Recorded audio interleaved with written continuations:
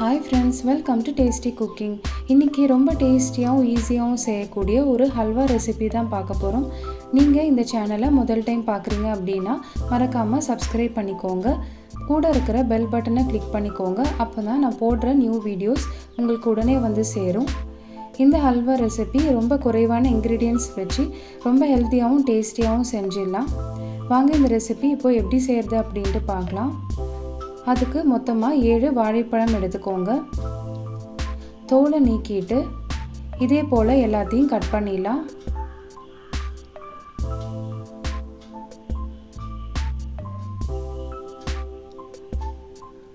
Cut பண்ணி முடிச்சதுக்கப்புறமா எல்லாத்தையும் ஒரு மிக்ஸி ஜாருக்கு மாற்றிடுங்க. தண்ணி எதுவும் சேர்க்காம நல்லா பேஸ்ட்டாக அரைச்சிடலாம். ஒரு பவுலுக்கு மாற்றிடுங்க. இனிப்புக்கு நம்ம சர்க்கரை சேர்க்கல, அதுக்கு பதிலாக வெல்லம் சேர்க்குறோம். 1 கப்பு வெல்லத்தை ஒரு பேனில் சேர்த்துருங்க. இதில் 1/4 கப்பு தண்ணி சேர்த்துக்கலாம். பாகுபதம் எதுவும் கிடையாது. வெல்லத்தை இது போல் உருக்கிக்கலாம். வெல்லம் உருகினதுக்கப்புறமா ஸ்டவ்வை ஆஃப் பண்ணிவிட்டு தனியாக எடுத்து வச்சுருங்க. இப்போ கடாயில் 1 டீஸ்பூன் நெய் சேர்த்துக்கலாம். 10லேருந்து 15 முந்திரி பருப்பை சேர்த்துக்கோங்க. லோ ஃப்ளேமில் நல்லா வறுத்து விட்டுடலாம். தனியாக எடுத்து வச்சுருங்க. இப்போ கடாயில் 1 டேபிள் ஸ்பூன் நெய் சேர்த்துக்கலாம். அரைச்சி வச்சுருந்த வாழைப்பழம் எல்லாத்தையும் இந்த நெய்யில் சேர்த்துருங்க. நல்லா கலந்து விட்டுடலாம்.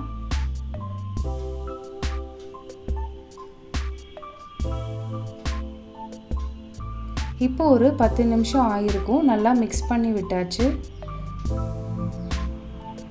உருக்கி வச்சிருக்கிற வெல்லத்தை சேர்த்துடலாம்.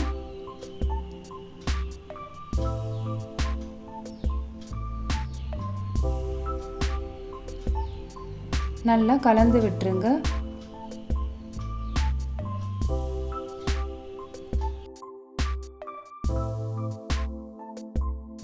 கொஞ்ச நேரத்தில் கெட்டியாக ஆரம்பிச்சிடும்.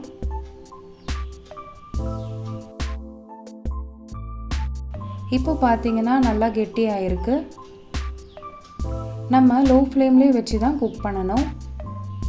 இந்த ஸ்டேஜில் ஏலக்காய் தூள் சேர்த்துக்கோங்க. 1 டேபிள் ஸ்பூன் நெய் சேர்த்துக்கலாம். மொத்தமாக இந்த ஹல்வா செய்யறதுக்கு 2 டேபிள் ஸ்பூன் நெய் மட்டும்தான் யூஸ் பண்ணியிருக்கோம்.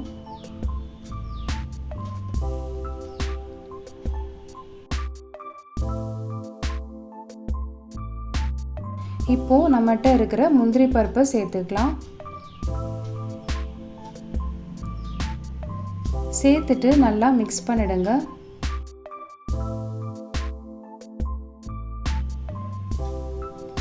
கடாயிலேருந்து ஒட்டாமல் இது போல் வந்துருச்சுன்னா ஹல்வா ரெடி ஆயிடுச்சு. இதை ஒரு பவுலுக்கு மாற்றிக்கலாம்.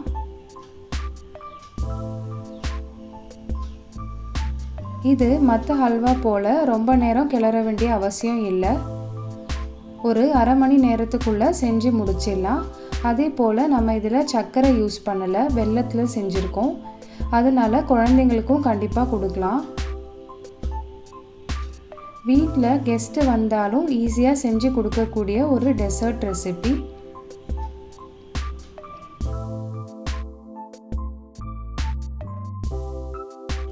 மேலே நட்ஸ் எல்லாம் தூவிக்கலாம். நான் இன்றைக்கி பாதாமை கட் பண்ணி தூவியிருக்கேன்.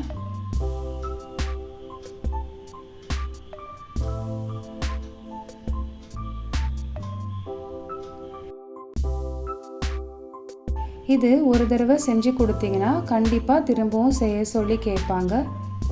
நீங்களும் இதே மெத்தடில் ட்ரை பண்ணி பாருங்கள். ட்ரை பண்ணிவிட்டு எப்படி வந்துச்சுன்னு கமெண்ட்ஸில் ஷேர் பண்ணுங்கள். இந்த வீடியோ உங்களுக்கு பிடிச்சிருந்தா சேனலை லைக் அண்ட் சப்ஸ்கிரைப் பண்ணிக்கோங்க. தேங்க்யூ.